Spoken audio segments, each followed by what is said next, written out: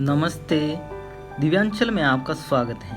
आज हम पाठ जहाँ चाह वहाँ राह इसका अध्ययन करेंगे। बच्चों, जहाँ चाह वहाँ राह ये एक पुरानी कहावत है जिसका अर्थ है यदि हमारे पास दृढ़ संकल्प नहीं है और हम अपना लक्ष्य प्राप्त करना चाहते हैं तो हम कड़ी मेहनत नहीं कर सकते हैं और इस प्रकार जीवन में सफलता प्राप्त नहीं कर सकते हैं। सफलता पाने की हमारी दृढ़ इच्छा शक्ति सफलता पाने का एक रास्ता बनाती है, इसलिए हमारी दृढ़ इच्छा शक्ति मजबूत होनी चाहिए। तो एक ऐसी कहानी पढ़ेंगे जिसका नाम है जहाँ चाह वहाँ राह। इस कहानी में ईला नामक एक लड़की के बारे में बताया गया है जो अपने हाथों से विकलांग होती है, यानी वो दिव्यांग होती है। मलमली धोती का बादामी रंग खिल उठा था, किनारों पर कसूती के टाकों से पिरोई हुई बेल थी, पल्लू पर भरवा टाके अपना कमाल दिखा रहे थे।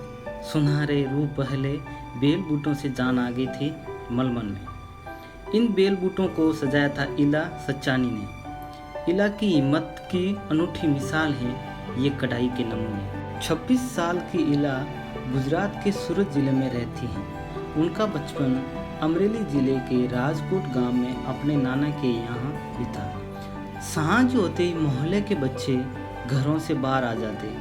कुछ मिट्टी में आड़ी तिरछी लकीरें खींचते, कुछ कनेर के पत्तों से पिटपिटी बजाते, कुछ गिट्टे खेलते, कुछ इधर उधर से टूटे फूटे घड़ों के ठीकरे बटोर कर पिट्ठू खेलते। जब इन खेलों से मन भर जाता तो पेड़ की डालियों पर झूला डालकर ऊंची ऊंची पैगे लेते और ऊंचे स्वर में एक साथ गाते, कच्चे नीम की निम्बोरी सावन जल्दी आइयो रे।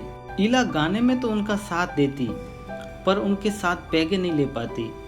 रस्सी पकड़ने को हाथ बढ़ाती मगर हाथ तो उठते ही नहीं थे। वह चुपचाप एक किनारे बैठ जाती। मन ही मन सोचती, मैं भी ऐसा कुछ क्यों नहीं कर पाती हूँ। बच्चे भी चाहते कि इला किसी न किसी तरह तो उनके साथ खेल सके। कभी कभार वह पकड़म पकड़ाई और विष अमृत के खेल में शामिल हो जाती। साथियों के साथ जमकर दौड़ती मगर जब थप्पा करने की बारी आती तो फिर निराश हो जाती। हाथ ही नहीं उठेंगे तो थप्पा कैसे देगी। वह बहुत कोशिश करती पर उसके हाथों ने तो जैसे उसका साथ न देने की ठान रखी हो। इला ने अपने हाथों की इस जिद को एक चुनौती माना। उसने वह सब अपने पैरों से करना सीखा जो हम हाथों से करते हैं, जैसे दाल भात खाना, दूसरों के बाल बनाना, फर्श बुआरना, कपड़े धोना, तरकारी काटना, यहाँ तक कि तख्ती पर लिखना भी। उसने एक स्कूल में दाखिला ले लिया।